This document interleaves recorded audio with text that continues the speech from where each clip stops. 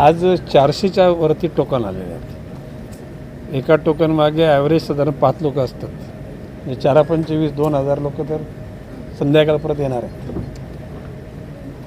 माझी सर्व शासकीय अधिकाऱ्यांना नम्र विनंती हीच आहे की लोक आपल्याकडे येतील त्याच्यापेक्षा आपण लोकांकडे जा, लोकांच्या अडचणी समजून घ्या.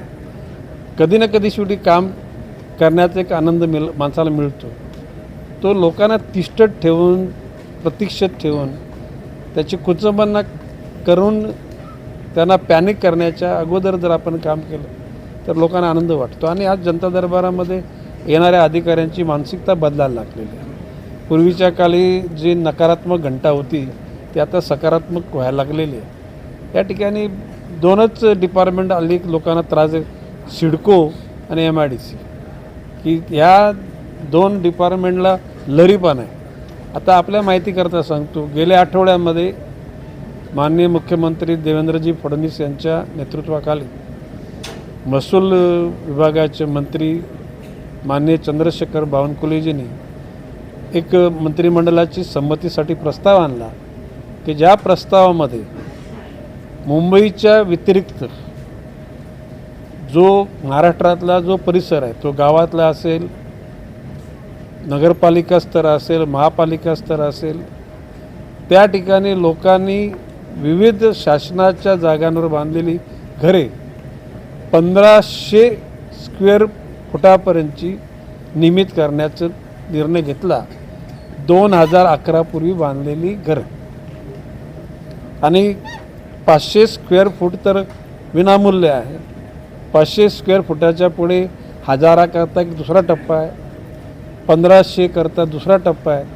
आता आम्ही लोकांनी सांगितलं की 1500च्या ऐवजी 2000 असेल त्यांच्यासाठी काय, निश्चितपणे त्याच्यातून उपाय निघणार आहे. आता एकूण नवी मुंबईमध्ये मधल्या काळात सिडकोच्या अधिकाऱ्यांनी थैमान घातलं होतं. कुठेही जायचे, नोटिसा लावायचे आणि काही ठिकाणी जुनी घरं असताना शासनाचा निर्णय झालेला असताना अभय देण्याचा त्या ठिकाणी काही घरं तोडली गेली आणि त्या बाबतीत माझ्या तीव्र भावना मी व्यक्त केलेल्या आहेत. अजून काही अधिकाऱ्यांनी केलेल्या कृतीच्या बाबत अहवाल आलेला नाही आणि ज्या लोकांनी संपूर्ण पुरावे सादर करून सुद्धा ज्यांची घरं ज्या अधिकाऱ्याच्या नेतृत्वाखाली तुटलेली असेल त्या अधिकाऱ्यांना ती घरं स्वतःच्या खर्चाने बांधायला लावीन मी. हे मी बोललो म्हणजे बोललो. फक्त it is a matter of time. फक्त वेळ कधी येते ती मला बघायची. कशाला भाजीचं बीजचं बोलतो. सिडकोचा अध्यक्ष महायुतीचा कोणतरी अध्यक्ष होईल आणि माननीय मुख्यमंत्री योग्य वेळी निर्णय घेतील. आता बाब अशी आहे, फक्त एक दुःखदायक बाब अशी आहे की मंत्रिमंडळामध्ये हा निर्णय घेतला आणि त्याच्या दुसऱ्या तिसऱ्या दिवशी MIDCनं लगेच टेंडर नोटीस काढली. किती स्क्वेअर फूट, 300 स्क्वेअर फूट घरं लोकांना. आणि इथे 1500 स्क्वेअर फुटाचं महसूल मंत्री महोदयांनी धोरण आणलेलं असताना 300 स्क्वेअर फुटाची या ठिकाणी ते पण कोणाकडे, बिल्डरकडे. बिल्डर शोधणार आहेत. एवढी काय घाई आहे. आणि नवी मुंबईतल्या MIDCमध्ये कशाला तुम्हाला कॉन्ट्रॅक्ट शोधायला लागतो. वागले इस्टेट आहे, तिथे पलीकडे मिराला MIDC आहे, वसईला आहे, कल्याण डोंबिवलीला आहे, अमरनाथला आहे, बदलापूरला आहे, मुरबाडला आहे.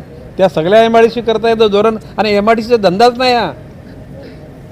मी माननीय मुख्यमंत्री महोदयांना पत्र दिले, ही योजना रद्द करा, स्थगित करा नाही, रद्द करायचं पत्र दिले आणि लोकांनी माझ्याकडे फार तीव्र भावना व्यक्त केलेल्या आहेत. आता तुम्ही बघितलं असेल तुमच्याचकडे बऱ्याचशा पक्षाच्या लोकांनी, ऑल पार्टी लोकांनी त्याचा निषेध व्यक्त केला आहे, आंदोलनाच्या भाषा केलेल्या आहेत. जर का ऑल पार्टी लोकांना जर त्या गोष्टीचा विरोध असेल तर त्या ठिकाणी माननीय मुख्यमंत्री महोदयांना मी बोललो की SRA 1 म्हणजे कुठली, मुंबई.